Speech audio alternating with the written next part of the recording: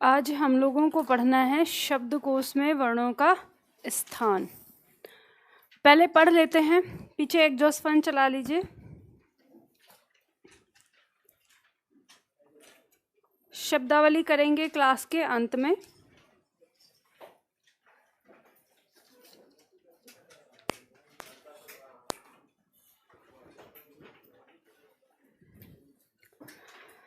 चलो देखो, ये जो दिया है शब्दकोश में वर्णों का स्थान, इस टॉपिक का मतलब क्या है?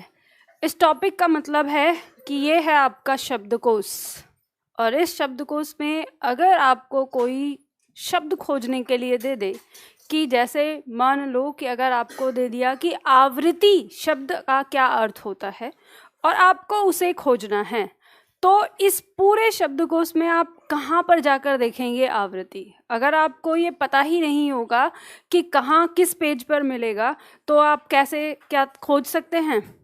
तो इसका एक क्रम होगा, यानी कोई शब्द हमको कैसे मिलेगा ये जानने के लिए एक क्रम होगा, तो वही क्रम हम यहाँ पर जानेंगे। तो अब आपके दिमाग में आ रहा होगा कि मैम हमको क्या ज़रूरत है इस चीज़ को जानने की, कि हम तो नहीं खोज रहे शब्दकोश में। तो ध्यान दीजिएगा, आपकी परीक्षाओं में यहाँ से प्रश्न आता है। आपसे परीक्षा में किस तरह का प्रश्न पूछा जाता है, तो हम एक बार इसका प्रश्न देख लेते हैं। आपको दिया होगा इसमें पेज नंबर 15 पर प्रश्न संख्या 34, ठीक है। प्रश्न 34 यहाँ पर दिया हुआ है, हिंदी शब्दकोश में शब्दों का क्रम बताओ।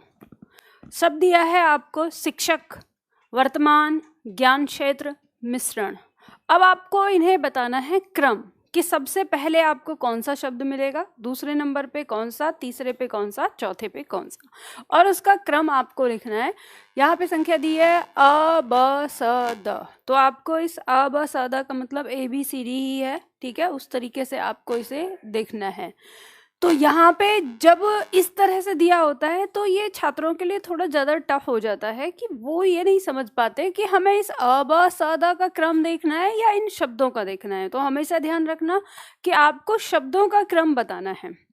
तो इसे हम कैसे बताएंगे, तो इसे अपने दिमाग में रखिए, फिर हम देखेंगे कि कैसे, पहले सीखने के बाद। फिर दूसरा प्रश्न दिया हुआ है 35, इसमें इमली, विजय, क्षत्रिय, कमलेश ये दिया हुआ है। इसी तरह से दो प्रश्न और हैं 37 और 38, ये आपकी परीक्षा में पूछे हुए प्रश्न हैं। तो इसी तरह से आपकी परीक्षा में पूछ लिया जाता है। तो इसी को हम पढ़ेंगे कि शब्दकोश में हमें किस तरह से अपने शब्दों को ध्यान देना है, ठीक है। चलो, वहाँ पे आपके पास स्थान दिया हुआ है, हम प्रश्न पर ही अपनी PDF को रखते हैं।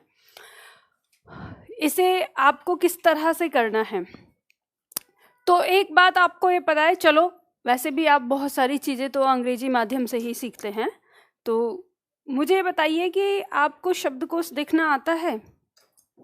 हिंदी का नहीं आता, अंग्रेजी का आता है? डिक्शनरी अंग्रेजी की कैसे देखते हैं, किस क्रम से? अल्फ़ाबेट से ना, ABCD उसी क्रम से चलते हैं, उसी तरह उनके वर्णों को देखते हैं। तो आपको हिंदी में भी उसी क्रम से चलना होगा, ठीक है। हिंदी में भी वही क्रम होता है। तो सभी को वर्णमाला याद है? नहीं याद? कितने छात्र हैं जिनको नहीं याद? आप लोगों को नहीं याद? इतना भी झूठ मत बोलो, मुझे पता है। अगर मैं आपसे पूछूं कि ये क्या है, ये क्या है,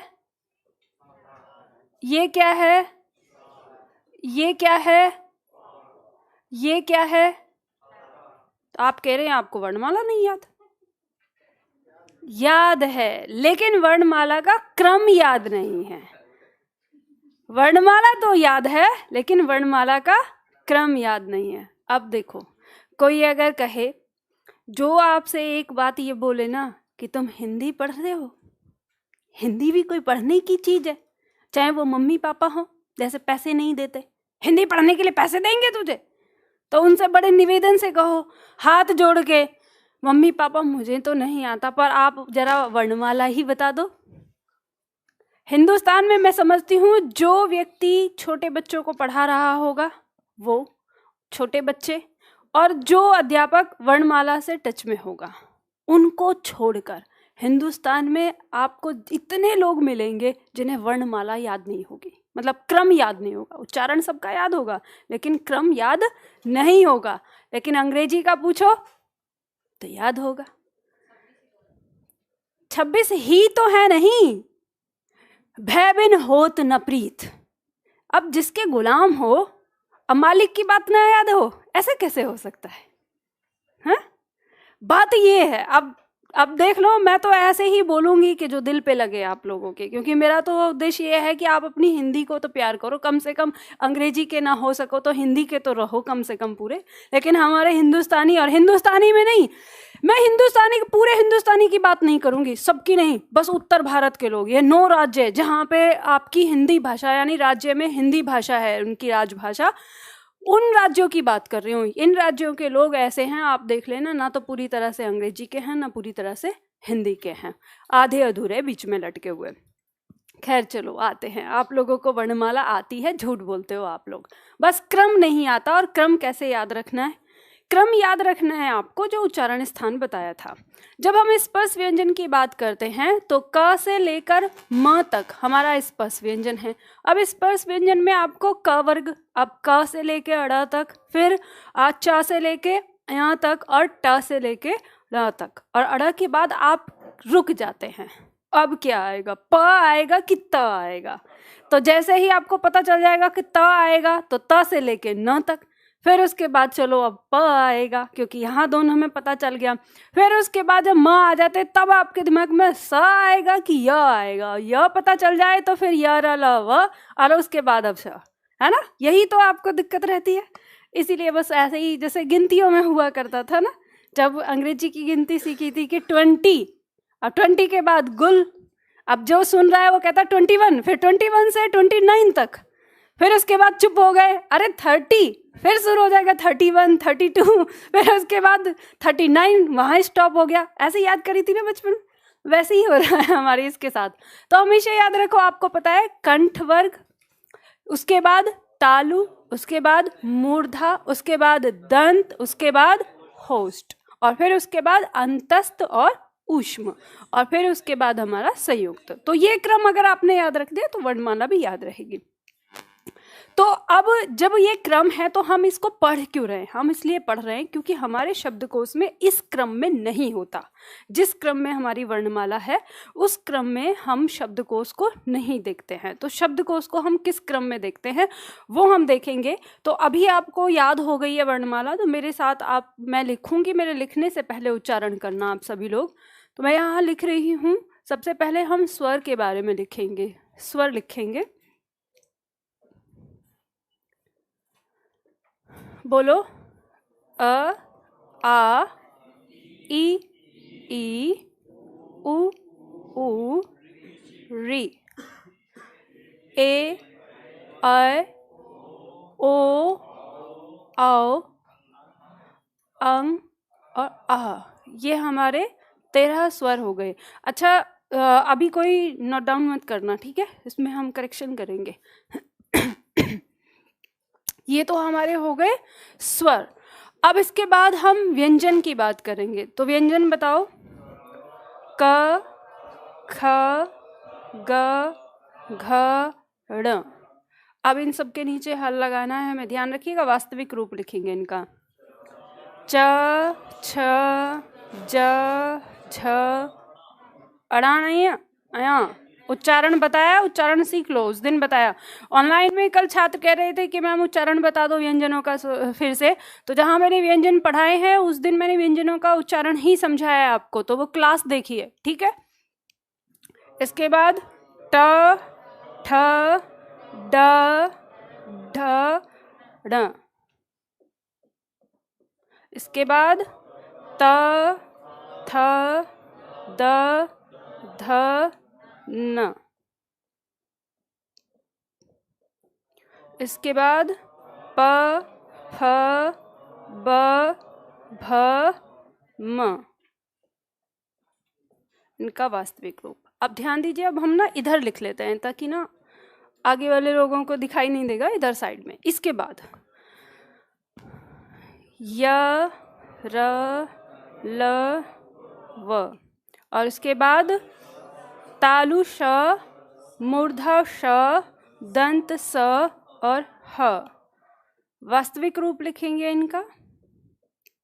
इसके बाद छ, त्र, श्र और ग, इनका भी वास्तविक रूप लिख लेते हैं। और उसके बाद द्विगुण व्यंजन हम यहाँ पर लिखते हैं।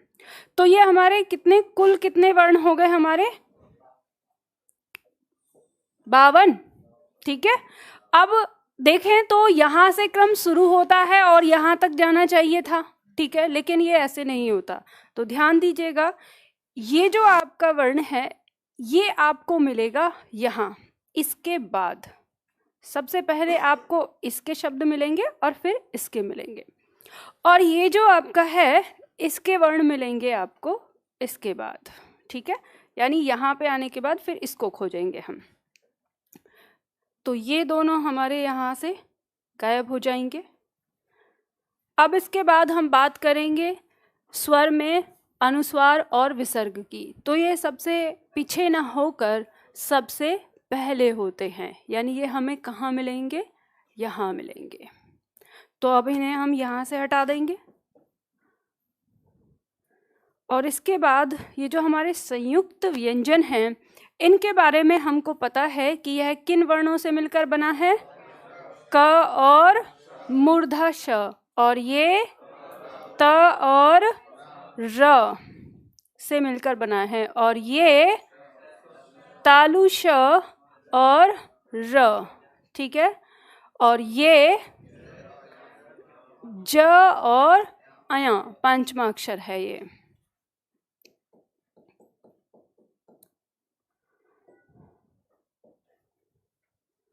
चलो अब देखो, तो अब आपको यहाँ पर ये ध्यान देना है कि ये जो हमारे वर्ण आए हैं यहाँ पर, इनका जो पहला वर्ण है ये क, ये त, ये श और ये ज।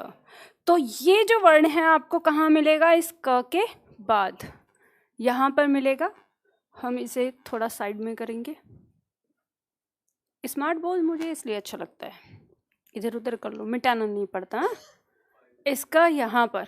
ठीक है, और ये जो त्र है ये हमें कहाँ मिलेगा?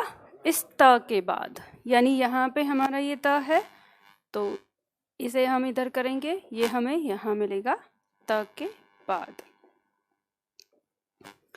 इसके बाद ये जो हमारा यानी ये श्र है ये कहाँ मिलेगा? इस तालु श के बाद।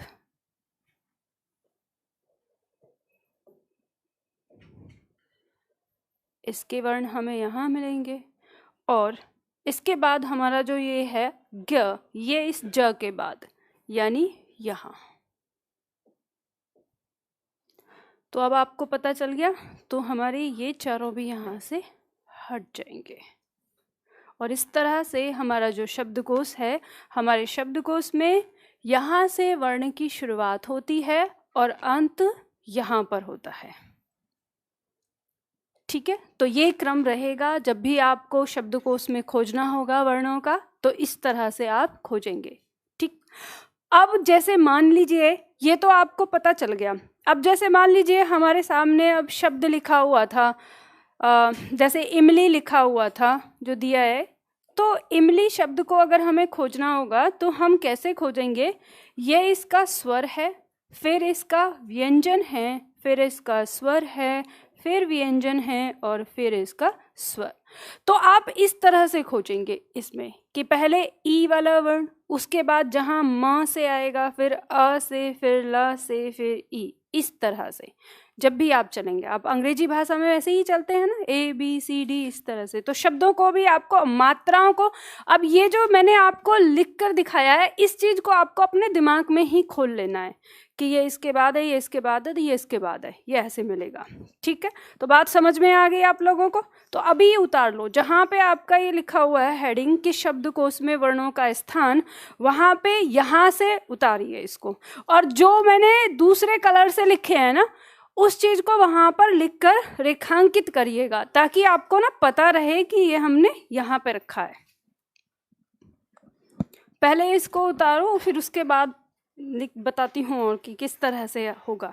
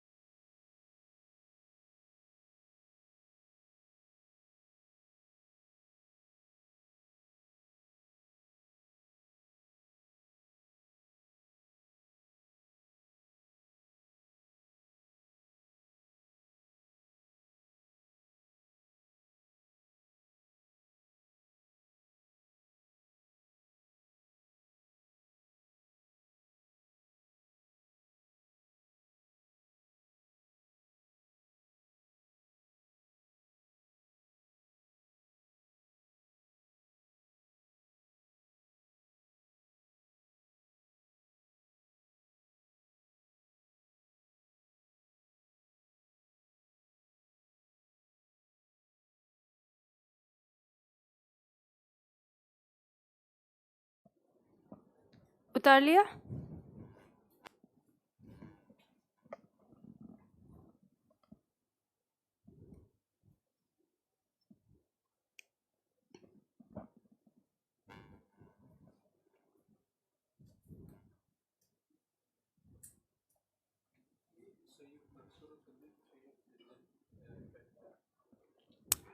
संयुक्त अक्षर और संयुक्त व्यंजन, व्यंजन और अक्षर में जो अंतर है उतना अंतर है। देखो, कहानी ऐसी है कि अगर आप इनकी बात करें, जो आपके संयुक्त व्यंजन जो यहाँ पर दिए हुए हैं, ठीक है, अब ये ऐसे है कि कौन बैठ के न्याय करे इनके साथ, सबके अलग अलग चीज़ें हैं। हमने ये बताया किससे मिलकर बनाए हैं, ये क और श इससे मिलकर बना है। एक्चुअली जब ये क और श की ध्वनि जहाँ आती थी तो वहाँ पे इसे ऐसे बना दिया जाता है संस्कृत में। आप देखेंगे कहा जाता है कि ये वर्ण संस्कृत में नहीं पाया जाता, वर्णमाला में ये कहा जा रहा है, लेकिन ये संस्कृत शब्दों में ही प्रयोग मिलता है इसका। तो आप कहेंगे कि ये कैसे हो सकता है, ये संभव कैसे है? तो ये ठीक वैसे है जैसे आपने देखा है कि आधा द और य मिलकर क्या बनाता है, ये बनाता है द्य। एक नए वर्ण का निर्माण हो रहा है यहाँ पर, आपको देखने को लग रहा है यहाँ। तो ऐसे ही यहाँ पे इन दोनों ने मिलकर ये बनाया है, यानी एक जो ये ध्वनि हम ले रहे हैं, ये सही ध्वनि नहीं उच्चारित करते हम, इसकी ध्वनि है क श, यानी इससे आधा क और मूर्धा श ये होता है। लेकिन अब हमने इसको ना छ, जो च वाला जो छ है उसके नज़दीक हमने इसका उच्चारण करना शुरू कर दिया हिंदी में आते आते। तो जब इसका उच्चारण करना शुरू कर दिया तो इसको हिंदी में आने के बाद एक नया वर्ण दे दिया गया और जिसका नाम दे दिया गया संयुक्त व्यंजन। ठीक इसी तरह से हमारे पास आता है दूसरा, जैसे हम बात करते हैं अगर इसकी, इस वर्ण की, तो अब आप इसे देखेंगे तो ये वर्ण हमने पढ़ा कि ये त और र का संयुक्त रूप है। तो ये कैसे बना? जब हम इस र के बारे में पढ़ेंगे, र का रूप पढ़ेंगे, तो हमें ये बात पता चलेगी कि ये र, जब ये र पूरा होता है और इसके आगे कोई व्यंजन होता है जो बिना स्वर के होता है, जो र से सहारा लेता है, यानी र के स्वर से सहारा लेता है, तो ये वर्ण उसके नीचे पदेन रूप में आ जाता है। जैसे मान लो कि क के नीचे हमने लगाया, तो इस वर्ण का मतलब है कि क इसमें आधा है, यानी बिना स्वर के है, और र पूरा है। ठीक है, तो इसी तरह से जब ये त आधा था तो र ने इसके नीचे आके इसको सहारा दिया और ये इस तरह से बना।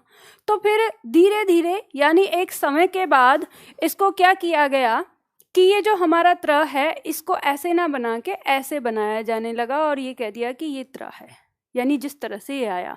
तो दूसरा वर्ण हमारा फिर अस्तित्व में आ गया इस तरह से। इसको भी हमने क्या कह दिया? संयुक्त वर्ण कह दिया। तो ये दूसरा वर्ण हमारा फिर अस्तित्व में आ गया। अब इसके बाद जब हमने इसके बारे में पढ़ा, ये श्र, और इसमें हमने पढ़ा कि ये हमारा तालु श और र का रूप है, यानी इसका संयुक्त रूप है। तो जहाँ पर भी, जिस वर्ण में भी हमारा ये तालु श आधा होता था और उसके बाद हमारा ये र होता था, तो हम उसके नीचे इस तरह से लगा रहे हैं, यानी कहने का मतलब है कि इसको इस तरह से बना रहे हैं। अब इस तरह से बना के इसको लिख रहे हैं। तो एक और नियम होता है हमारा सुरेखा का नियम। सुरेखा यानी जो हम वर्ण के ऊपर ये रेखा खींचते हैं। तो हमारे कुछ वर्ण ऐसे होते हैं जिन पर सुरेखा नहीं खींची जाती है पूरी तरह से। ठीक है, जैसे कि ये वर्ण, इस पे हम इस तरह से नहीं सुरेखा खींचते, ये गलत तरीका होता है। तो हम कैसे खींचते हैं? यहाँ पर। अब ये देख रहे हैं आप, बिल्कुल अलग हो जा रहा है। तो बिल्कुल अलग हो जा रहा है तो हम आज टाइप करते हैं, लेकिन उस समय, जिस समय हमारी ये देवनागरी चलन में थी, उस समय टाइपिंग नाम की कोई चीज़ नहीं थी। क्या करते थे? हाथ से ही लिखते थे, और हाथ से लिखते थे। और उस समय जो राइटिंग थी, कि जैसे मैं आपसे बोल रही हूँ, बात कर रही हूँ, तो लिखने वालों की राइटिंग इतनी तेज हुआ करती थी कि वो उसको सुनकर उतनी ही तेज स्पीड से लिखते भी थे। जितनी तेज स्पीड से वो बोल रहा है उतनी ही तेज स्पीड से वो लिख रहे हैं। आपने देखा होगा जो ये पत्रकार होते हैं, कहीं इंटरव्यू लेने जाते हैं तो ये लिख रहे होते हैं शॉर्ट हैंड, आपने देखा हो। तो इनको तो अभी ये कर दिया है कि ये शॉर्ट हैंड करके उनका इस्तेमाल करते हैं कि जो वो बोल रहा है उसको जल्दी जल्दी लिख सकें, लेकिन पहले तो पूरी भाषा को ऐसे ही लिखते थे। तो उस लिखने के चलते में, तो अब हमें इस पे सुरेखा नहीं लगानी है, हमें ऐसे नहीं करना है, तो हमें अपना पेन उठा के लिखना होगा। और जब पेन उठा के लिखना होगा तो हमारी जो रफ्तार है वो धीमी पड़ती थी। तो इसीलिए इसको जल्दबाजी में बनाया गया कि इसको यहाँ से हटाकर इसको इस तरह से मोड़ दिया और ये वर्ण हमारा अस्तित्व में आ गया और हम इसको इस तरह से लिखने लगे, इस तरह से। यानी पेन उठाए बिना ही हमने इस वर्ण को ऐसे बनाना शुरू कर दिया। तो ये किसका संयुक्त रूप हो गया? ये इसका संयुक्त रूप हो गया। तो फिर समय के बाद, समय अंतराल में हमने इसको भी संयुक्त वर्ण के साथ रख लिया, यानी हिंदी में भी हमने कह दिया कि ये भी हमारा संयुक्त वर्ण है। तो ये हमारा आ गया। इसी तरह से अब हम इसकी बात करते हैं। जब ये आया तो इसके भी दो रूप हैं। ये क्या है? अधा ज और य। आप देखेंगे जो पुराने ज़माने के बुढ़े बुढ़े जो पंडित लोग हैं और जो बहुत अच्छी संस्कृत बोलते हैं, तो वो कभी भी ज्ञान नहीं पढ़ते, वो ज्ञान पढ़ते हैं। ज्या यानी ज य, इसका मिक्स रूप। हमने इसको ज्ञान वर्ण जो ध्वनि थी उसको हमने ज्ञ कर दिया, क्योंकि हमसे उच्चारण नहीं आता उसका। तो जैसे ही इसकी ध्वनि, यानी जो इसकी ओरिजिनल ध्वनि थी वो परिवर्तित हो गई, तो फिर ये आ गया, तो हमने इसको भी एक नया रूप दे दिया कि यानी अब हम इसे ज्ञानी, ज्ञान, ज्ञानवाणी या कुछ भी हम जो पढ़ेंगे तो ये चौथा हमारा वर्ण आ गया। तो इस तरह से ये चार वर्ण जो हैं वो हमारे अस्तित्व में आ गए। तो हमने इसलिए इनको, थे तो हमारे पास इतने ही यहाँ तक वर्ण, लेकिन हमने ये चार वर्ण हिंदी भाषा के अंदर, हिंदी वर्णमाला के लिए रख लिए और इनको हमने नाम दे दिया संयुक्त व्यंजन। अब संयुक्त व्यंजन इसलिए कहा गया क्योंकि ये दो व्यंजनों से मिलकर बनी ध्वनि थी। तो जब इनकी ध्वनि परिवर्तित हो गई हिंदी में आकर, तो इनका नए नए रूप में इनको अस्तित्व मिल गया। अब यहाँ पे विद्वानों का फिर मतभेद होता है कि कुछ लोग अब ये कहते हैं कि जैसे मान लो अब जब इनको नया अस्तित्व रूप दे दिया, तो मान लीजिए कि हम शब्द लिख रहे हैं क्षत्रिय। अब अगर हम क्षत्रिय लिख रहे हैं और हमें इसे तोड़ना है, यानी वर्ण विच्छेद करना है, तो हम कैसे तोड़ेंगे? जब अगर ये अपने असली रूप में अस्तित्व में है तो इसे ऐसे लिखना चाहिए, लेकिन अब विद्वानों के बीच में मतभेद रहता है। कुछ कहते हैं कि ऐसे लिखा जाएगा, लेकिन कुछ महान भाव कहते हैं कि ना, इसे ऐसे लिखेंगे। तो यहाँ पर फिर सवाल उठता है कि जब आपने इनको नए अस्तित्व में स्वीकार कर लिया तो फिर ये क्यों? तो ये भी छोटे बच्चों के लिए सबसे बड़ी समस्या है। बेचारे बच्चे क्या करें, कैसे तो सीखें? इतना तो इन्हें एक तो खेलने की उम्र में इतना पढ़ाना शुरू कर देते हैं, ऊपर से और ये सारी चीजें। अब चलो, अब यहाँ पे बात आती है कि मेरे दृष्टिकोण से मैंने जो जितना जाना है, समझा और किताबों में सारी चीज़ों को देखा, तो मुझे लगता है कि हमें संयुक्त व्यंजन के अंदर इन्हें नहीं रखना चाहिए। संयुक्त व्यंजन हमारे ये दो ही होने चाहिए, ये, क्योंकि हमें जो ध्वनि मिली है इसकी अलग ध्वनि मिली है और इसकी ध्वनि अलग मिली है, लेकिन इन दोनों की जो ध्वनि है वो वही है जिससे ये बनते हैं, यानी त और र।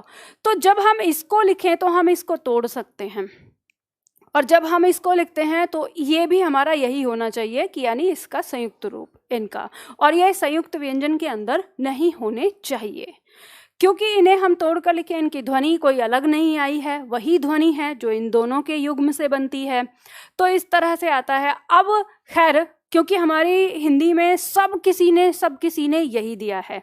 अब हम बात करें, जैसे कि मैं आप लोगों के लिए अभी लिस्ट बना रही थी, आज आपको एक PDF वो मिली होगी, प्रिंट आउट, है ना, संवृत स्वर और विवृत स्वर के बारे में। तो जब मैं इनको पढ़ रही थी तो मैंने कल रात में फिर से 8 किताबें उठाई थी, और उन 8 किताबों में से 4 किताबों में ही ये जिह्वा के आधार पर संवृत ध्वनि होती है ये दिया गया, बाकी सबने इसको ऐसे ही इनकार कर दिया है, मतलब इसकी व्याख्या ही नहीं करी है, जैसे मैंने नहीं की व्याख्या। क्योंकि जब विद्वानों का दिमाग खराब होता है, देखो कोई अपने मन से नहीं पढ़ाता, हर कोई अपने पूर्वजों को पढ़कर समझकर तब पढ़ाता है, और जो बात समझ में आती है, अब जरूरी नहीं है कि पूर्वजों की हर बात सही हो या आज के समय के अनुसार सही हो। पहले पूर्वज कहते थे कि शादी ऐसे ही कर दो, माँ बाप ने तय कर दी, ना दूल्हे ने दुल्हन को देखा ना दुल्हन ने दूल्हे को देखा, और हद तक तो इतना कि आज के दादाजी से बात करो तो कहते हैं मैंने तेरी दादी का मुंह तब देखा था जब तेरे पापा भी हो गए थे और तुम्हारे पापा दूसरे नंबर के, मतलब कि 2 बच्चे हो गए और तब बाबा ने दादी का मुख देखा। भाई कमाल बात है बिल्कुल, कि कैसे रहते थे। तो आज के समय में तो ऐसा होना संभव नहीं ना। अब कोई दादा ये कहे कि अच्छा तू लड़की से बातचीत करके शादी करेगा, तो ऐसा तो संभव है ही नहीं ना। तो हर बात हम बड़े बूढ़ों की नहीं मान सकते। तो वैसा ही यहाँ पे है कि उन्होंने कुछ चीज़ बोला। अब जब मैं कल देख रही थी किताब में, तो मैंने किताबों में फिर से एक चीज़ को नोटिस किया, कई सारे लोगों ने इन दोनों को संयुक्त वर्ण बोला है, और कई सारे लोगों ने इसे और इसे, बहुत सारे लोगों ने इसको इनकार कर दिया है, और ये कहते हैं कि 3 होते हैं। अब 3 होने की वजह से फिर उनकी वर्णों की संख्या 51 हो जाती है, और जिन्होंने 2 को माना है 50 हो जाती है। फिर संख्या में इस तरह से ऊपर नीचे है सारी चीज़ें।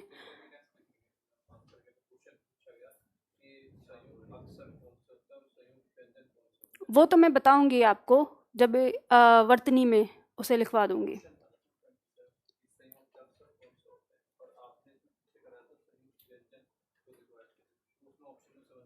दिखाओ।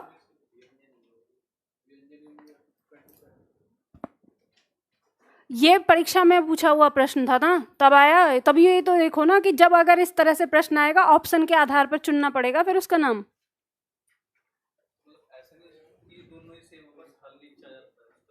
नहीं, ऐसे नहीं, ये नहीं कह सकते।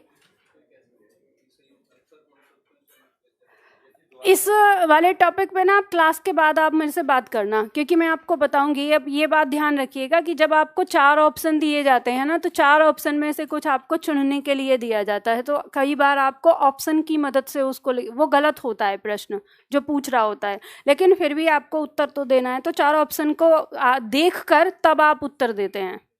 तो वो मैं तब बताऊंगी ना उसको देखकर। तो यहाँ पे ये चीज आपको समझ में आई कि ये कैसे अस्तित्व में हमारे आए हैं।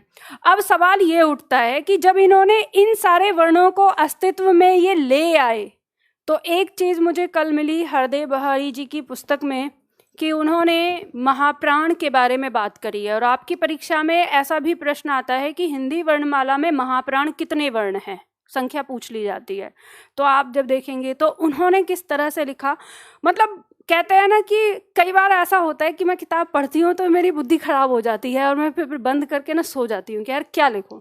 उन्होंने लिखा ये महाप्राण है, उन्होंने लिखा ये महाप्राण है, उन्होंने लिखा ये महाप्राण है, इस तरह से ये महाप्राण है, ऐसे ही कर रखे थे। मुझे ये समझ में नहीं आया कितने वर्ण बनाओगे, ऐसे पूरी वर्णमाला बन जाएगी। ह के नीचे क से लेकर श तक या फिर ह तक पूरे 33 के 33 वर्ण रिपीट करके आप ये बना सकते हो, नए और 33। इसका मतलब समझ रहे हो? इसका मतलब क्या है? इसका मतलब ये है कि ह आधा है और न पूरा है आपका, ये है। तो ये ऐसे बना। अब ये नीचे कैसे बन रहा है, ये सारी चीजें तो हम वर्तनी में करेंगे। तो कहने का मतलब ये है कि अलग अलग यहाँ पर दिया है। फिर अब ये बात जान लो कि जब हमने इन चारों को दिया है ना, अगर इन चारों को हमने बनाया है संयुक्त व्यंजन के अंदर, अधिकतर कामता प्रसाद ने इन चारों के लिए दिया है, तो हमने इसलिए उन्हीं को आधार मान लेते हैं। सबसे बड़े गुरुजी माना जाता है व्याकरण का उन्हें, तो उनके आधार पर हमने इन्हें माना है। अब आपकी परीक्षा में एक प्रश्न आता है, प्रश्न में देखकर मुझे बताओ कौन सा प्रश्न है।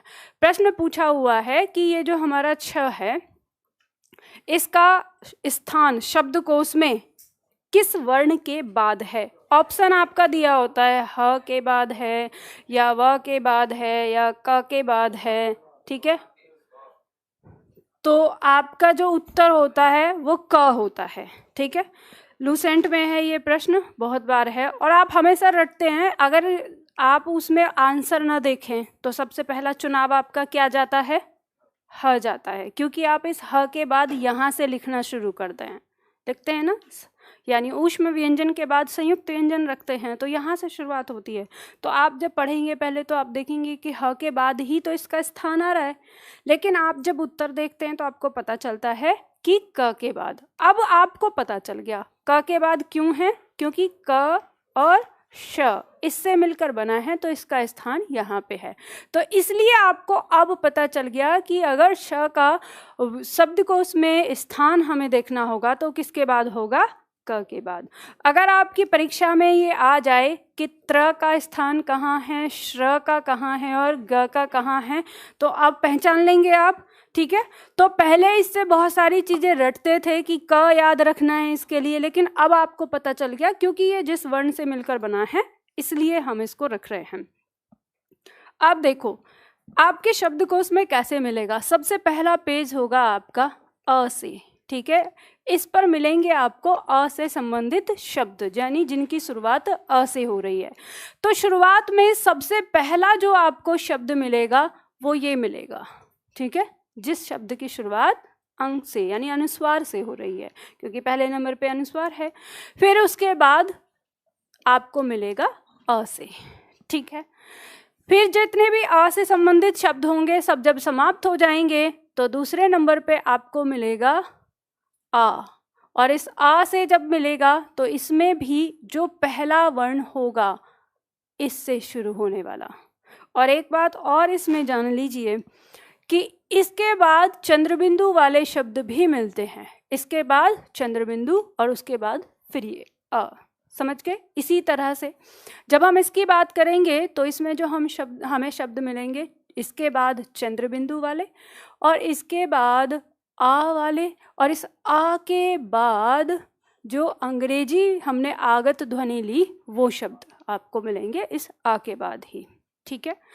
इसी तरह से अगर हम ई की बात करेंगे, यानी ई वाले पेज पर जाएंगे तो यहाँ शुरुआत किससे होगी, इसी से होगी। अब बात समझ गई, ठीक है। इस तरह से अंत तक आपका आओ जो आ रहा है यहाँ स्वर तक हो गया। इसमें भी पहला शब्द वो होगा जिसकी शुरुआत यदि ऐसे हो रही होगी, अगर है तो होगी। अब ये मत बोलना, कई बार छात्र ऐसे कहते हैं मैम उदाहरण बता दो, कहने का मतलब है कि अगर उससे संबंधित ऐसा कोई शब्द होगा तो वहां मिलेगा, अगर शब्द नहीं है तो नहीं मिलेगा। ठीक है, फिर इसके बाद अब आप ये मत कहना कि मैम यहाँ पे ऐसे मिलेगा चंद्र बिंदु, इसमें चंद्र बिंदु नहीं मिलेगा, क्योंकि सुरेखा से ऊपर चंद्र बिंदु नहीं लगाई जाती। इसके बारे में पढ़ेंगे तो आपको यहाँ पे अंतिम वर्ण मिलेगा। अब इसके बाद हमारी वर्णमाला में कौन से वर्ण आते हैं? व्यंजन वर्ण आते हैं। तो देखो व्यंजन वर्ण में आपको किस तरह से मिलेंगे। सबसे पहला शब्द होगा आपका जो किससे शुरू हो रहा है? कंग से। ठीक है, उसके बाद यदि कोई चंद्र बिंदु वाला है तो वहां पे शुरू होगा। फिर अ स्वर के साथ क, इसके बाद आ स्वर के साथ हम कॉमा लगा लें इसके बीच में। फिर मिलेगा आपको की से, फिर मिलेगा की, फिर इसी तरह से आगे बढ़ते जाएंगे। अंत में हमें मिलेगा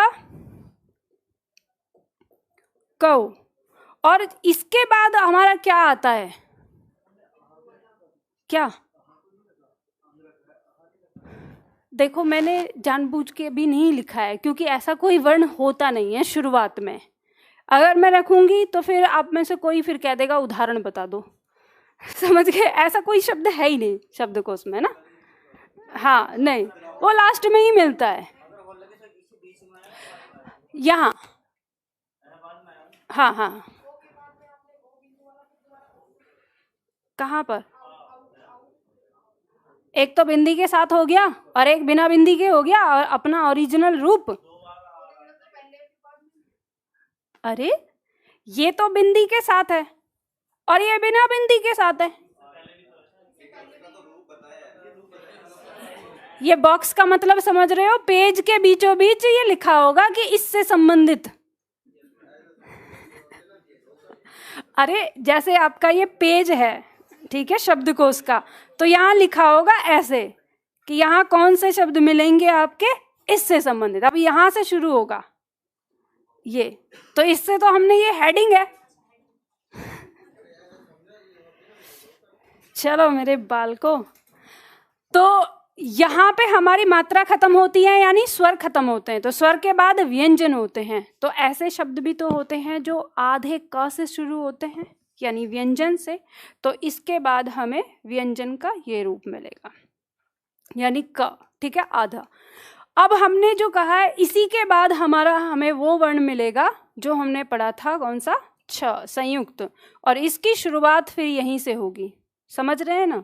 इसी तरह से शुरुआत होगी, अंतिम में जाएगा ये ऐसे, और अगर ये आधे वर्ण से भी शुरुआत होती है तो वो भी इसी क्रम में मिलेगा। समझ गए? और इसी तरह से क्रम में हम आगे बढ़ते जाएंगे।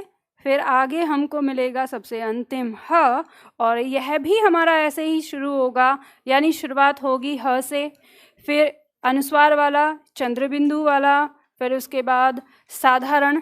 ठीक है, और अंत में औ की मात्रा के साथ फिर अंत में हमें आधे से अगर मिलेगा तो यहाँ पे समाप्त हो जाएगा। इस तरह से हमारा शब्दकोश होता है। तो अब जहाँ पे आपने वर्णमाला खत्म करी उसके आगे से फिर ये लिख लो यहाँ पर कि किस तरह से इसका रूप होता है, यानी शब्दकोश में कैसे देखने को मिलेगा, इस तरह से।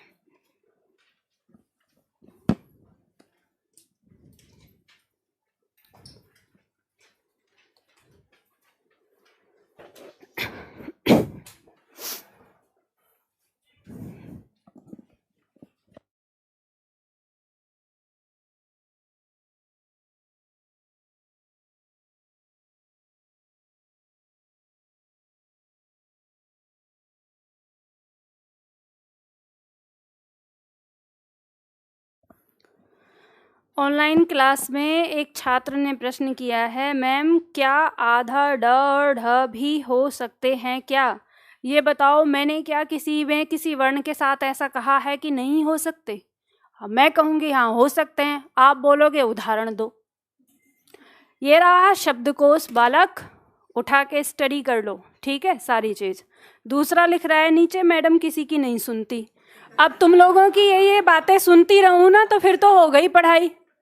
अब आप लोगों के दिमाग में क्या होता है कि मैडम बोलेंगी, कमेंट देखेंगी, नाम पढ़ेंगी, हमारा नाम भूल जाएगा। जैसे यहाँ पे छाप लग रही हो कि 10 रुपये फलाने साहब की ओर से, 100 रुपये फलाने साहब की ओर से, है ना, ऐसे चाहते हैं क्या? मतलब सच बताऊं, जिन लोगों को एक ऐसा है ना, अपना पैसा कमाना है ना यूट्यूब पे, यूट्यूब वाले जो टीचर हैं वो टीचिंग वीचिंग कुछ नहीं कराते, तमाशा कराते हैं, फलना ये फलना ढिमका, और उन्हीं छात्रों को ये आदत पड़ी हुई है कि मैडम नाम बोले।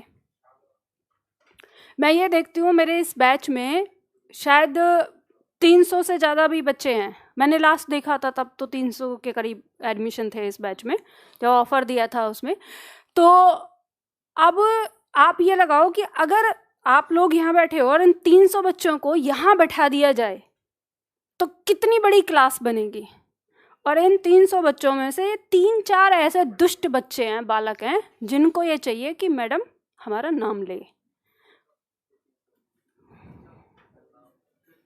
नाम बुलवाने तो सही कह रहे हैं, हमारे ऑफलाइन में एक छात्र कह रहे हैं कि जिनको अपना नाम बुलवाना हो तो 50 रुपये पेटीएम कर दिया करें, फिर हम ऑफलाइन वालों को समोसे खिला देंगे।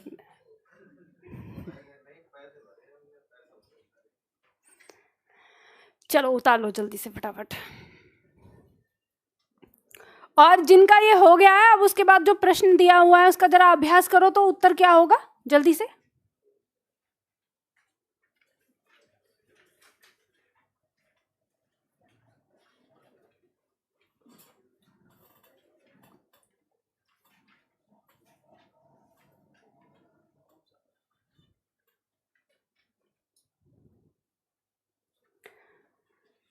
देखो, जिन छात्रों को ऐसा लगता है कि पता नहीं ये टॉपिक मैम करवाएंगी या नहीं करवाएंगी, तो जो ये आपको नोटबुक मिली है ना इस तरह की, आज होमवर्क है आप लोगों का, घर जाके हर एक पन्ना पलट के हेडिंग देख लेना, क्या क्या हेडिंग इसमें दे रखी है, तो इससे आपको अंदाज़ा लग जाएगा कि मैम क्या क्या पढ़ाने वाली हैं।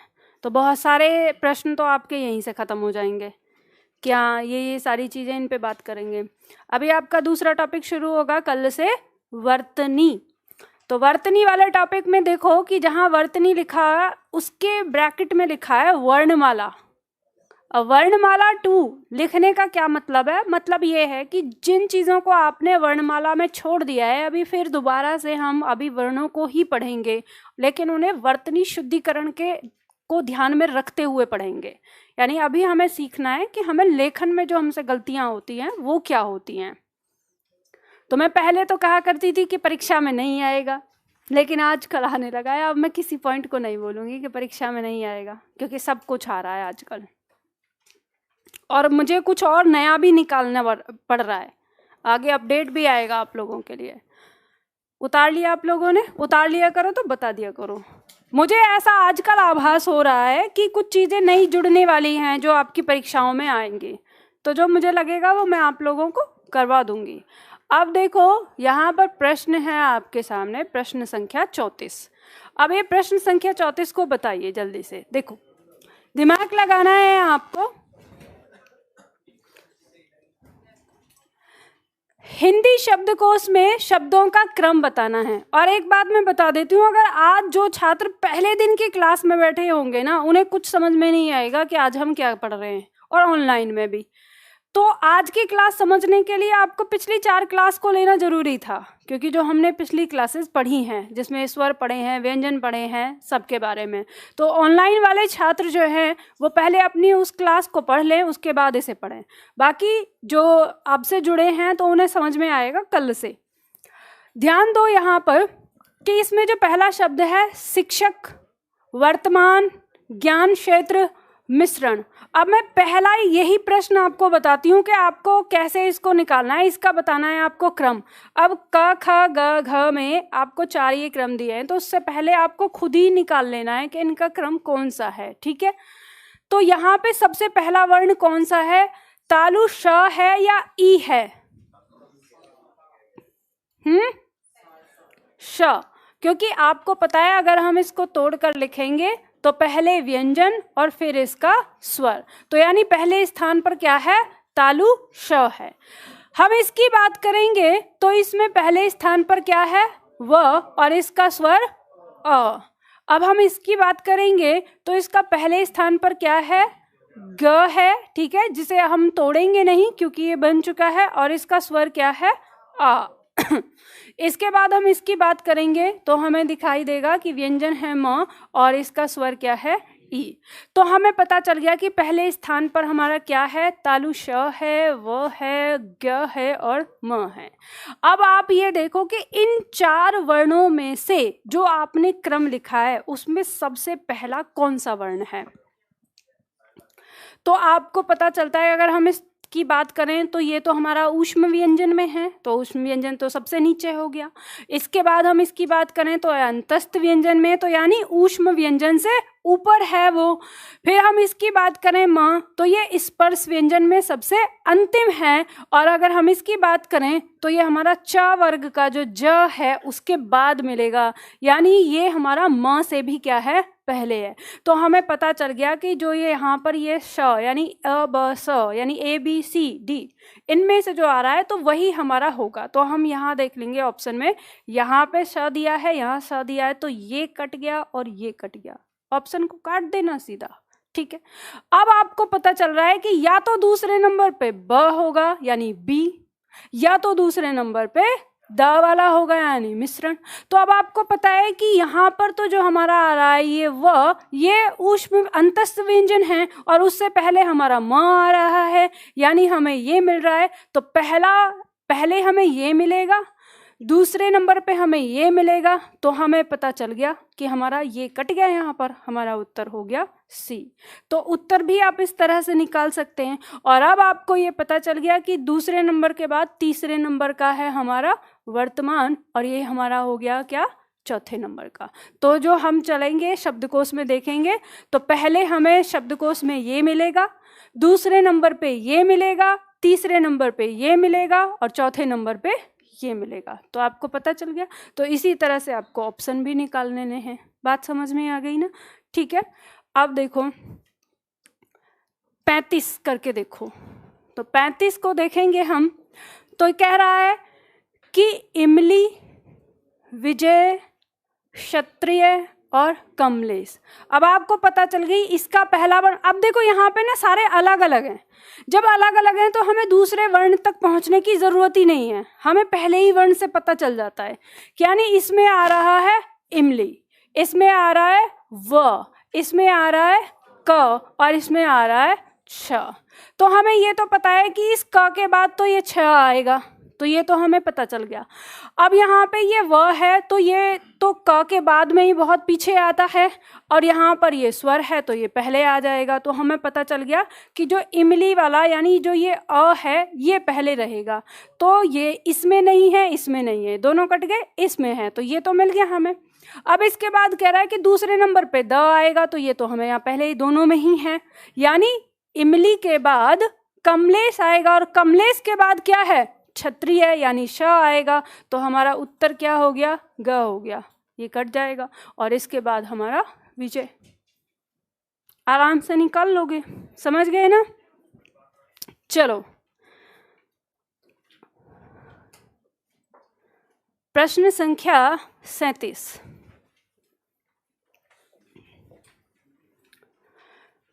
यहाँ पे दिया है अंजलि, आमर्ष, अपघटन, असहनशील। अब इससे आपको पता चलता है कि सारे आ से शुरू हो रहे हैं, तो जब एक वर्ण से शुरू हो रहे हैं तो इसमें आपको ये बात पता चल जाती है कि आपको दूसरे वर्ण का सहारा लेना पड़ेगा, ठीक है। तो अब हम यहाँ देखेंगे, लेकिन इसमें भी ट्विस्ट है, हम पीछे से पता कर सकते हैं। तो सबसे अंतिम वर्ण देख लेंगे, ये अनुस्वार हमें पता चल गया सबसे पहला, ये तो सबसे पहले आएगा। और यहाँ पे ये अपघटन और असहनशील और उसके बाद ये आमर्ष, तो ये आएगा सबसे चौथे नंबर पे। तो यानी पहले आपको ए दिखेगा और जिसमें बाद में बी दिखे। तो आप देखें पहले ए तो इन दोनों में ये कट गया, और लास्ट में बी कहाँ है, यहाँ है, तो ये कट गया। कुछ देखने की जरूरत नहीं पड़ी, ये आपके पास तरीका है, ठीक है, करने का।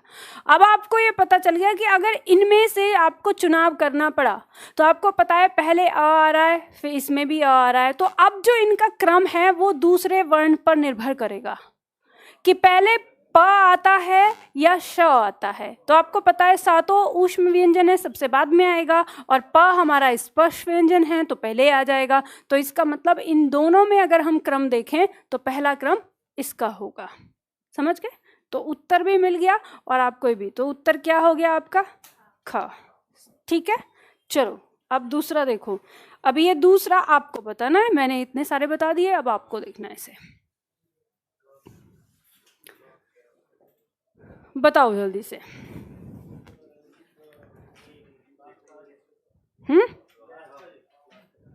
लास्ट का है इसमें, चलो देखते हैं कौन सा है।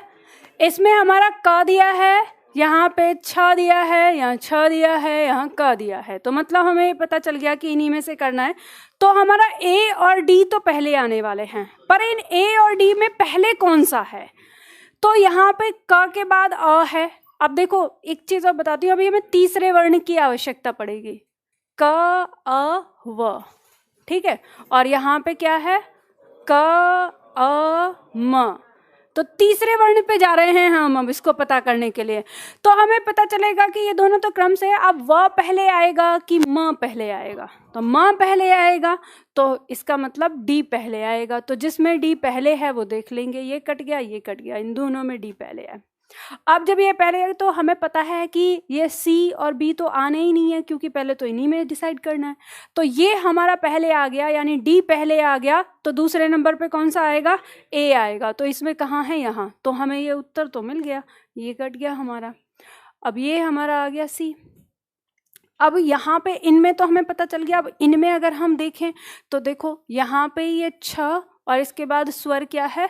अ, और यहाँ इसका ये छ और इसका स्वर क्या है? उ। तो ये भी और ये भी तो एक ही जगह है, एक जैसे हैं। तो अब हमें इस दूसरे से मदद लेनी पड़ेगी। तो पहले अ आएगा और दूसरे नंबर पे उ आएगा। तो हमें पता चल गया कि यहाँ पहले हमारा ये, यानी 1 पे ये, 2 पे ये, तो अब 3 पे हमारा क्या आ जाएगा? ये आ जाएगा, और 4 पे ये। ठीक है, इस तरह से समझ गए? अब ये जिन छात्रों को समझ में आ गया वो तो इस तरह के प्रश्न कर लेंगे, और जिनको नहीं समझ में आया, क्या लग रहा है? आसान है हिंदी? रीजनिंग है ना? तो बस देखो ऐसा है कि अगर आपने चीज को समझ लिया ना, रटने की आवश्यकता नहीं है, समझना है। तो जो लोग कहते हैं कि हिंदी पढ़ना भी कोई ये चीज है, उनके सामने रख देना। इतनी सारी चीजें मैंने आप लोगों को दे रखी हैं कि जो भी ये कहे कि हाँ हिंदी के लिए ये, हिंदी ऐसे होता है, हिंदी वैसे होता है, उसको बड़ी नम्रता के साथ हाथ जोड़ के, मैं तो अज्ञानी हूँ, मुझे तो कुछ आता नहीं, महाराज इस प्रश्न को बता दीजिए, तो मैं मान जाऊंगा, आप ही से सीख लूंगा, पता चल जाएगा। और जब वो ना कर पाए तो उसको कहना कि तुझे कहाँ जाने की जरूरत है, चलो अपने आप ही पढ़ा देना। ये सही था, ये सबसे बेहतर था कि चल ठीक है अब तू छोड़, मैं पढ़ाता हूं तुझे। चलो देखो, ये यहाँ पे आपका जो वर्णमाला का पॉइंट है पहला, यहाँ समाप्त हो गया है। यानी हम कहें कि वर्णमाला का एक हिस्सा हमारा समाप्त हो गया। लास्ट में जो आपके प्रश्न दिए हुए हैं, तो वो प्रश्न आपने किए थे कि नहीं किए? कोई ऐसा प्रश्न जो आपको परेशान कर रहा हो? ठीक है, चलो देखो, अब कल की क्लास में हम पढ़ेंगे वर्तनी, यानी कल से शुरू होगी वर्तनी।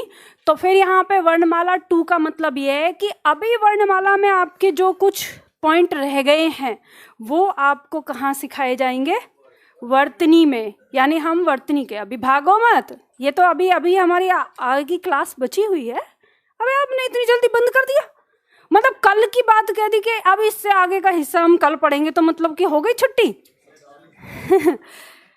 अभी जो आपके हाथ में पेज पड़ा है उसको नहीं सीखना क्या? तो इसे हम पढ़ेंगे कल। चलो आगे जो पॉइंट रह गया है, अब ऑनलाइन वाले छात्रों को तो क्लास के बाद मिलेगा ये PDF। अब मैं यहाँ पर इसलिए यहाँ आपको दिखा देती हूँ। जो PDF है ऑफलाइन वालों को मिल चुका है, ऑनलाइन वालों को क्लास के बाद मिलेगा। जिनको नहीं मिला है क्लास के बाद जाके ले लेना, ठीक है। आप लोगों ने बात कही थी, काफ़ी सारे छात्र कहते हैं कि विव्रत, संव्रत, अर्धविव्रत या अर्ध संव्रत ये मैम नहीं पढ़ाती हैं। तो मैं नहीं पढ़ाती हूँ क्योंकि इसमें बहुत ज़्यादा झोल है। अलग अलग विद्वान ने अलग अलग बात कही है, कोई भी एक चीज़ पे नहीं टिका है कि किसी ने सही से कहा हो। तो सबसे पहले तो जानते हैं कि ये संव्रत, विव्रत या अर्धविव्रत इनका मतलब होता क्या है। जब हम बात करते हैं, एक स्थिति होती है, तो याद करो आप वो क्लास जिस क्लास में मैंने आपको ये बताया था कि जो हम जब स्वर का वर्गीकरण करते हैं तो स्वर का वर्गीकरण करते हैं हम 3-4 तरह के आधार पर, कि उच्चारण काल के आधार पर करते हैं, उसके उत्पत्ति के आधार पर करते हैं, जीभ के प्रयोग के आधार पर, यानी जीभ का कौन सा भाग प्रयोग में आ रहा है इस आधार पर करते हैं, होठों के आधार पर कि होठों की स्थिति कैसी होती है, वो गोलाकार होते हैं या लंबे होते हैं, ये हमने इस आधार पर किया था। तो उसी स्थिति में कुछ लोग कहते हैं कि मुंह खुलने की स्थिति के आधार पर स्वर का वर्गीकरण किया जाता है। किस वर्ण के मुंह खुलने में, यानी किस वर्ण के उच्चारण में मुंह ज़्यादा खुलता है, किस वर्ण के उच्चारण में मुंह कम खुलता है, ये सारी चीज़ बताने के लिए हम इसको पढ़ते हैं मुंह खुलने की स्थिति के आधार पर। तो इसे भी कुछ विद्वानों ने अलग अलग कहा है। कुछ विद्वान कहते हैं कि जिह्वा की ऊंचाई के आधार पर, मतलब ये कि जब हम इस वर्ण का उच्चारण कर रहे हैं तो हमारी जीभ ऊंची उठती है बोलने में, यानी जीभ का जो अगला भाग है, जो हमारे आगे का हिस्सा होता है जीभ का, जैसे ये जीभ है तो इसका जो ये अगला भाग है ये कितनी ऊंचाई पे जाकर उस वर्ण का उच्चारण कर रहा है, जब उस वर्ण का उच्चारण हो रहा है तो इस जीभ की स्थिति कहाँ है, उस आधार पर हमारा मुंह खुलता है। कहीं पर अगर जीभ ज़्यादा उठती है तो मुंह ज़्यादा खुलता है, या कैसे ही, मतलब ये मेरी समझ से बाहर रहता है क्योंकि मैं इसे नहीं समझा सकती कि जीभ की ऊंचाई क्या, या इंच टेप लेके थोड़ी ना नापेंगे हम सारा के कैसे, है ना। तो बस जो मुझे समझ में आता है वो समझ में आता है मुंह का खुलना, कि मुंह कितना खुल रहा है, ये हम इसको समझ पाते हैं। अगर हम किसी वर्ण का उच्चारण बिल्कुल स्पष्ट करते हैं तो हमारे मुख की आकृति उसी तरह से सटीक बनती है। तो अब इसमें यहाँ पे हम कहते हैं तो 4 प्रकार से इसको बांट लेते हैं। तो यहाँ पर जो डॉक्टर पृथ्वीनाथ पांडे हैं उनके अनुसार, और इन्हीं का मैं समर्थन करती हूँ, तो आप इसे यहाँ पर रेखांकित करके यहाँ लिख सकते हैं, निधि मैम के अनुसार मेरा भी समर्थन यही है, ठीक है। तो अब आपका समर्थन क्या है, फिर उसके बाद अगर आपको लगे कि नहीं मुझे ये वाला पसंद है तो वहाँ लिख देना मेरे अनुसार। 4 जो दिए हैं, जो भी आपको समझ में आए उसमें लिख लेना कि ये मेरे अनुसार, ठीक है, अपने लिए भी। तो यहाँ लिख सकते हो कि निधि मैम के अनुसार, फिर नहीं तो आपको ये रहेगा कि मैम ने पता नहीं कौन सा अपना पक्ष बताया था। तो पृथ्वीनाथ पांडे ने कहा है कि जिह्वा की जो स्थिति होती है उस स्थिति पर हमारा मुख खुलता है। अब कहीं पर ज़्यादा खुलता है, कहीं पर थोड़ा खुलता है, ना के बराबर खुलता है, आधा खुलता है, इस तरह से। तो इस आधार पर 4 प्रकार के स्वर बना दिए गए, संवृत स्वर, अर्ध संवृत, विवृत स्वर और अर्धविवृत। तो इसकी परिभाषा कहती है कि जिन स्वरों के उच्चारण में मुख कम खुलता है उन्हें संवृत स्वर कहते हैं। अब उदाहरण बाद में देखेंगे, पहले आप इनको समझो। दूसरा कहता है यानी अर्ध संवृत, जिन स्वरों के उच्चारण में संवृत स्थिति से कुछ अधिक मुख खुलता है उसे अर्ध संवृत कहते हैं। विवृत कहता है जिन स्वरों के उच्चारण में मुख सबसे अधिक खुलता है उन्हें विवृत स्वर कहते हैं। और अर्ध विवृत स्वर कहता है कि जिन स्वरों के उच्चारण में विवृत की तुलना में थोड़ा कम मुख खुलता है उन्हें अर्ध विवृत कहते हैं। अब इसको ना समझ लो कैसे।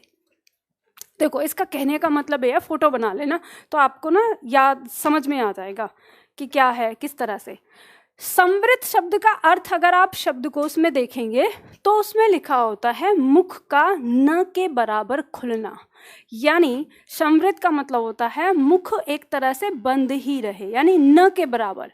बहुत हल्का सा हमारा मुख खुलेगा, इतना आपको फोटो बनाना है। तो ये हमारा क्या होता है, संवृत। अब विवृत की बात करते हैं, तो विवृत का मतलब होता है मुख का सबसे अधिक मात्रा में खुलना। तो जो हमारा मुख होता है वो बहुत अधिक मात्रा में खुला होता है, ठीक है। अब यहाँ पे अर्ध विवृत स्वर कह रहा है, यानी अर्ध विवृत की बात करें तो यानी जो विवृत है इससे थोड़ा सा कम, यानी कहा है कि विवृत की तुलना में थोड़ा सा कम मुख खुले। तो थोड़ा सा कम, जैसे ये भी एक पूरा खुला हुआ है तो ये थोड़ा सा कम खुलेगा, इतना। और यहाँ कह रहा है कि अर्ध संवृत मतलब जितना ये छोटा सा लिया है इससे थोड़ा सा ज्यादा खुलता है, इस तरह से। तो अब आपको पता चल गया, सबसे ज्यादा ये, इससे थोड़ा ज्यादा मतलब कम खुला होगा, इससे कम, और ये सबसे कम। या कहेंगे सबसे कम, इससे थोड़ा सा ज्यादा, इससे थोड़ा सा ज्यादा, और ये सबसे ज्यादा, इस तरह से आ गया। तो अब इसको ऐसे माना गया है, तो ऐसे फोटो बना लेना। अब इसको ऐसे समझ लो कि जितना संवृत है यानी जितना ये है इसका आधा गुना, मतलब या कहें कि इसका, अगर हम इसको लें आधा, यानी इतना ही तो दिख रहा है ना, ये वाला 2, तो इसलिए इसको अर्ध संवृत कह दिया, यानी 2 हिस्से हो गए इसके। इसी तरह से विवृत है, तो इसका देखेंगे तो अगर हम इसको आधा कर देते हैं तो जितना ये इसके 2 भाग हो जाएंगे, ये इतना हो जाएगा आधा, इस तरह से ये आता है। तो अब इसके जो स्वर हैं, संवृत में इन्होंने स्वर रखा है कि जैसे जो हमारी बड़ी ई होती है, ई या ऊ या री, तो आप इन तीनों का उच्चारण करके देखो, आपको उच्चारण से भी पता चलेगा। जैसे हम बोलते हैं ई, ऊ और री, तो हमारे होठ जो हैं बिल्कुल लगे हुए से होते हैं, खुलते नहीं है ज़्यादा। लेकिन जब हम अर्ध संवृत की बात करते हैं तो इसमें आता है ई और ऊ।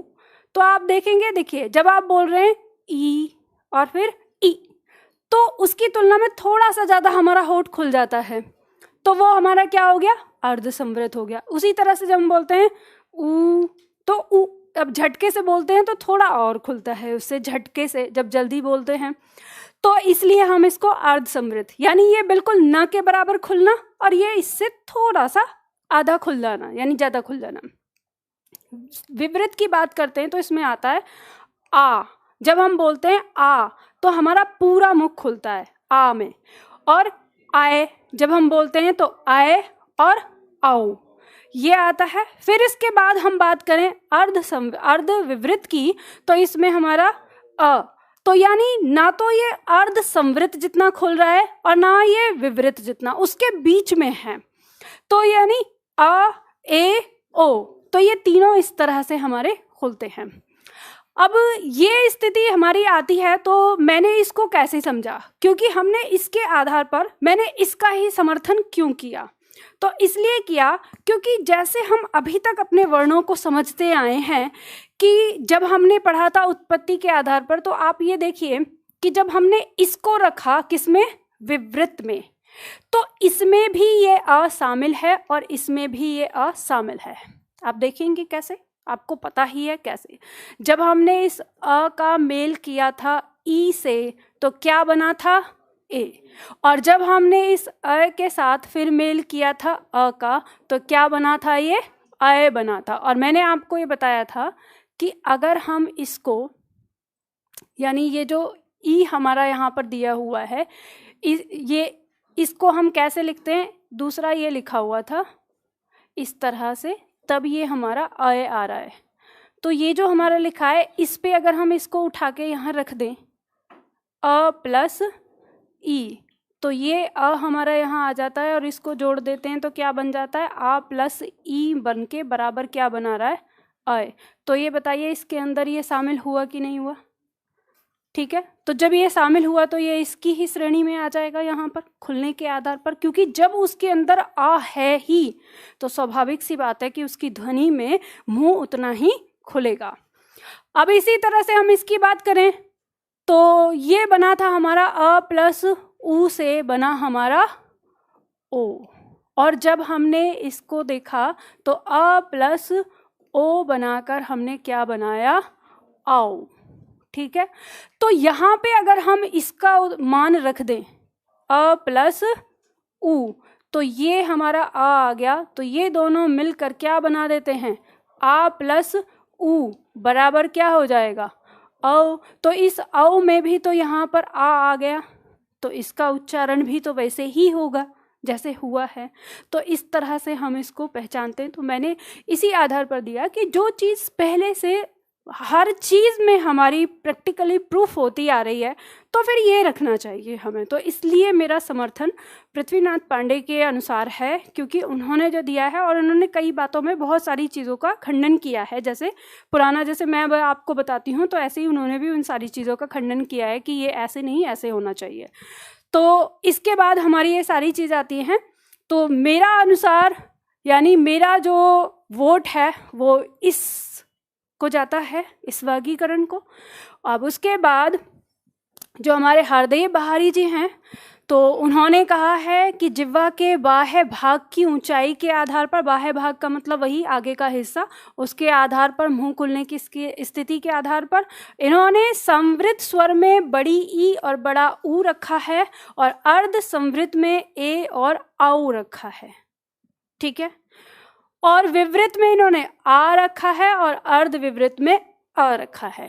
अब इसके बाद जो बाकी के वर्ण बचे वो किस में है, किसका हिस्सा है, ये ऐसा इन्होंने नहीं बताया है। ठीक है। इसके बाद लूसेंट 1, एक लूसेंट जिस पे किसी राइटर का नाम नहीं है, जिसे आप लोग पढ़ते हो, वन लाइनर जो लूसेंट आती है, उसमें दिया हुआ है मुंह खुलने की स्थिति के आधार पर 4 प्रकार के।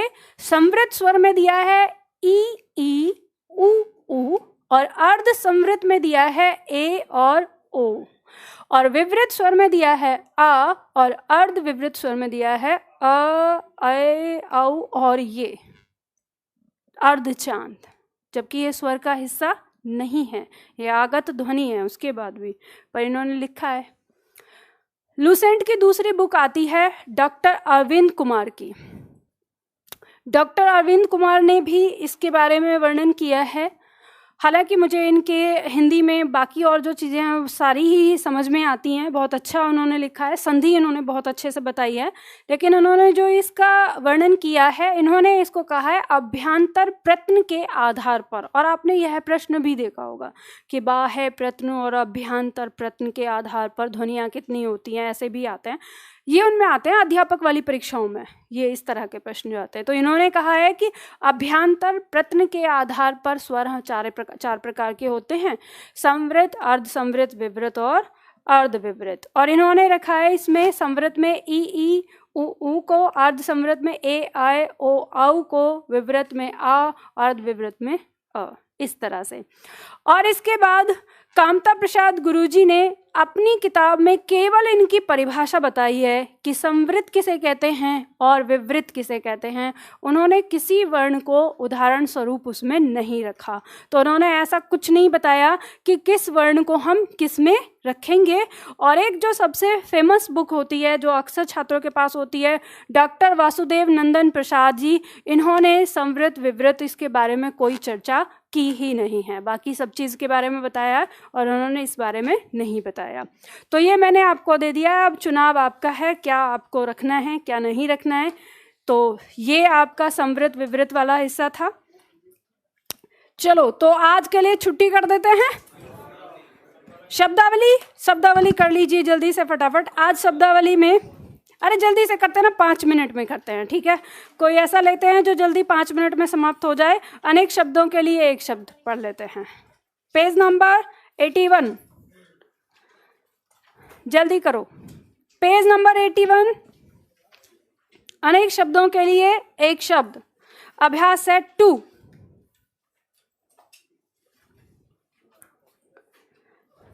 मैं वाक्य पढ़ूंगी, आपको शब्द बताना है, जल्दी जल्दी बोलेंगे।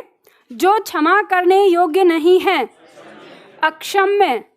जो क्षमा करने योग्य है, क्षम्य। जिस पर आक्रमण हो, आक्रांत। जिसका शत्रु जन्मा ही न हो, अजात शत्रु। जिसे जीता न जा सके, अजेय। जिसे व्यक्त न किया जा सके, अव्यक्त। जिसके हाथ में शूल हो, शूलपाणी। जिसके हाथ में चक्र हो, चक्रपाणी। जिसके हाथ में वज्र हो, वज्रपाणी जो सब कुछ जानता है, सर्वज्ञ बिना पलक गिराए हुए, अनिमेष घुटने तक बाह वाला, आजान बाहु। देखो ये दो तरह से लिखा होता है शब्दकोश में, दोनों है, अजान बाहु और आजान बाहु, दोनों ही वर्तनी दी हुई है इसकी, यानी आ भी मिलता है और अ भी मिलता है, दोनों ही।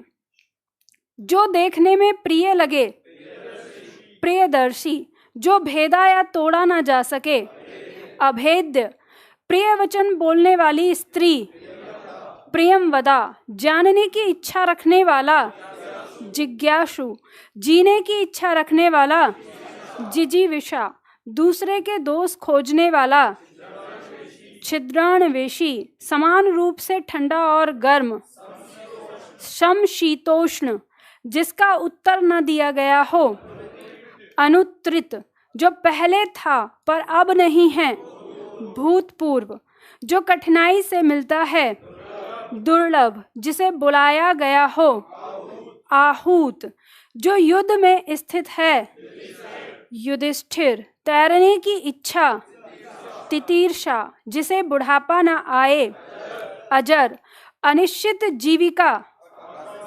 आकाशवृत्ति। देखो जैसे शब्दों को आपको कैसे पहचानना है, जैसे इसमें शब्द दिया हुआ है यहाँ पर आपका समशीतोष्ण। अब इसका अगर आप देखें तो कितने टुकड़ों से बना है, सम शीत प्लस उष्ण।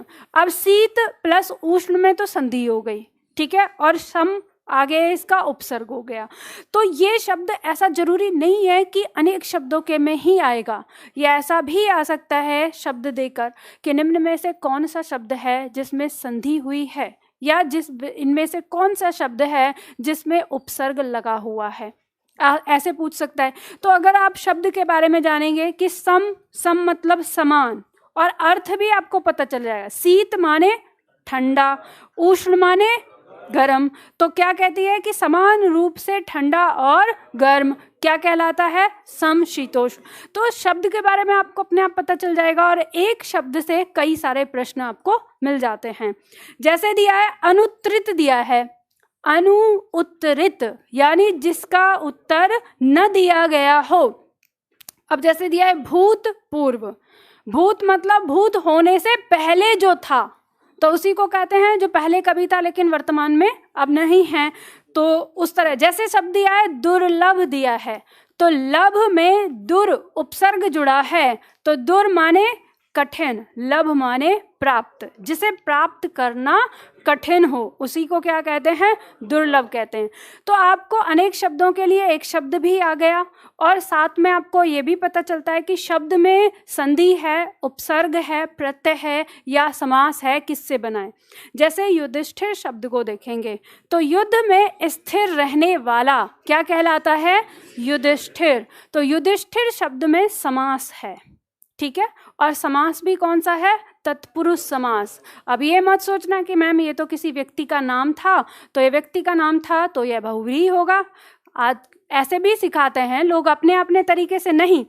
याद रखना बहुव्रीहि समास वो होता है जिसका कोई पर्यायवाची हो, जिसका पर्यायवाची हो गया मतलब बहुव्रीहि हो गया। तो युधिष्ठिर का क्या कोई पर्यायवाची आपको देखने को मिलता है, तो आप बहुत सारे बोलते दिमाग लगा के मैम उनको धर्मराज कहा जाता था, तो धर्मराज अगर आए तो धर्मराज होगा बहुव्रीहि, क्योंकि धर्मराज किसको कहा जाता था, युधिष्ठिर को। तो युधिष्ठिर उसका अर्थात पद होगा, लेकिन युधिष्ठिर का अर्थात पद धर्मराज नहीं होगा, क्योंकि ऐसा जरूरी नहीं है कि धर्मराज केवल युधिष्ठिर को कहा गया है, धर्मराज यमराज को भी कहा जाता है, और उन्हें धर्मराज इसलिए कहा जाता था क्योंकि युधिष्ठिर यमराज के ही पुत्र थे, और अपने पुत्र को उन्होंने धर्म की रक्षा करने के लिए ज्ञान प्राप्त किया, मतलब प्रदान किया था कि आप ज्ञानी हो गए। लेकिन वो तो आप देख ही रहे हो, महाभारत सारी तो युधिष्ठिर के कारण ही हुई थी, कितने ज्ञानी थे।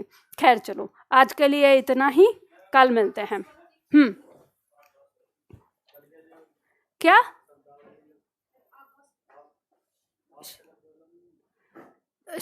अच्छा रुक जाओ, 1 मिनट बैठो जरा।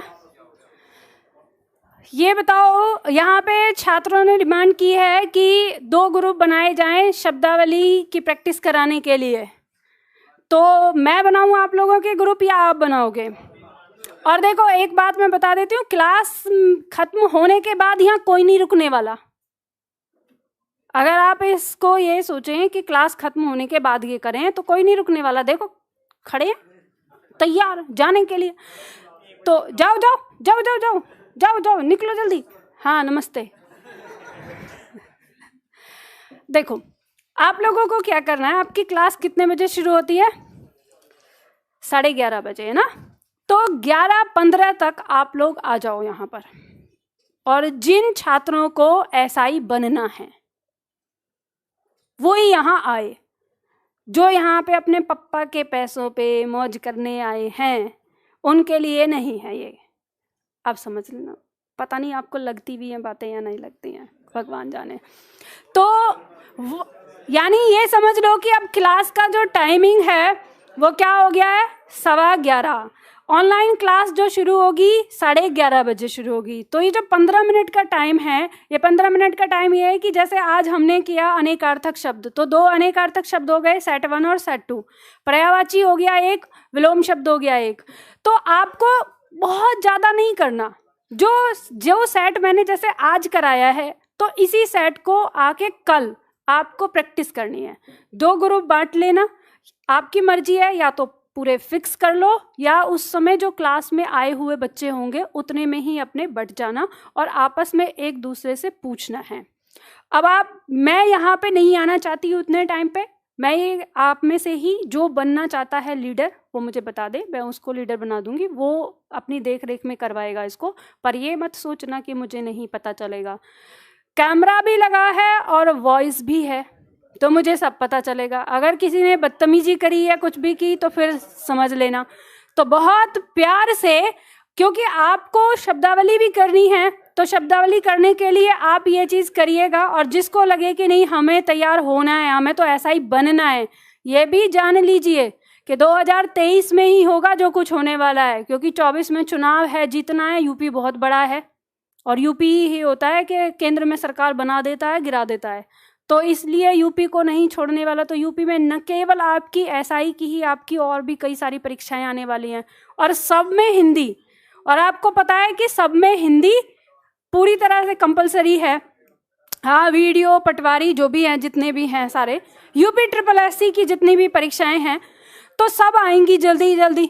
तो याद रखो जो बात मैं हमेशा कहती हूँ, हथियार चलाना तब नहीं सीखना जब शेर दरवाजे पे आके दहाड़ मारे। हथियार चलाना कब सीखना है, जब शेर पैदा ही ना हुआ हो। समझ रहे हैं ना।